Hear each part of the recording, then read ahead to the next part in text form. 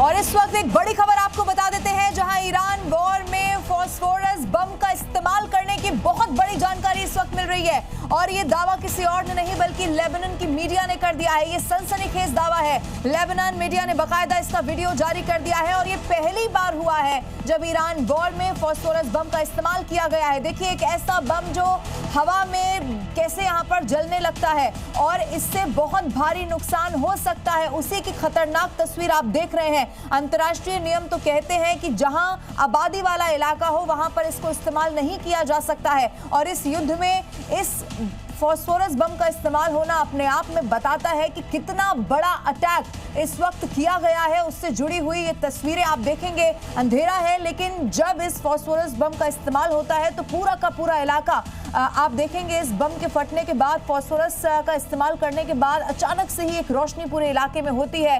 और जी न्यूज़ पर एक्सक्लूसिव तस्वीरें इस वक्त जो आप देख रहे हैं वो ये बताती हैं कि बहुत ज्यादा विध्वंसक तौर पर ईरान ने भी कसम खा ली है कि कैसे एक एक करके अटैक करना है। देखिए, इस वॉर में ये पहली मर्तबा इस्तेमाल किया गया है, लेकिन रशिया यूक्रेन के वॉर में अगर आपको याद हो तो इसी तरह फास्फोरस का इस्तेमाल किया गया था। अब ऐसे में ईरान वॉर में फास्फोरस का इस्तेमाल करना और इसके जब जवाब में अटैक किया जाएगा तो फिर देखना होगा कि क्या इससे और ज्यादा विध्वंसक तरीके से हमला किया जाता है। पश्चिम बंगाल में चुनाव की तारीख से पहले ममता बनर्जी का बड़ा ऐलान, पुजारी और मुअज्जिन का मानदेय बढ़ाया। अब हर महीने मिलेंगे 2000 रुपए।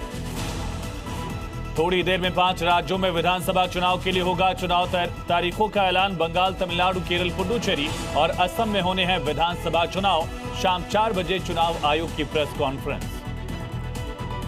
5 राज्यों के चुनावी ऐलान से पहले राहुल गांधी ने पीएम मोदी को लिखी चिट्ठी। कांशीराम को भारत रत्न देने की मांग। कांशीराम सामाजिक न्याय के महान योद्धा। रूस ले जाएगा ईरान के नए supreme leader Mustafa Khamenei. Kuwaiti media के हवाले से बड़ी खबर, सुरक्षा और सेहत के चलते फैसला। इजराइल के प्रधानमंत्री नेतन्याहू पर ईरानी सेना का बड़ा बयान का, अगर नेतन्याहू जिंदा तो हम पीछा करके मारेंगे। ईरान युद्ध में ट्रंप का सीज फायर से इनकार, बोले पहले ईरान की सैन्य ताकत को जमीन पर लाना बड़ा मकसद। ईरान का पलटवार का, जंग रुकने पर ही युद्ध विराम मुमकिन, ईरान पर नहीं होगा कोई असर। सऊदी और बहरीन में ईरान के हमले, अमेरिकी सैन्य ठिकानों पर किया ड्रोन अटैक। सऊदी ने ड्रोन अटैक इंटरसेप्ट किया।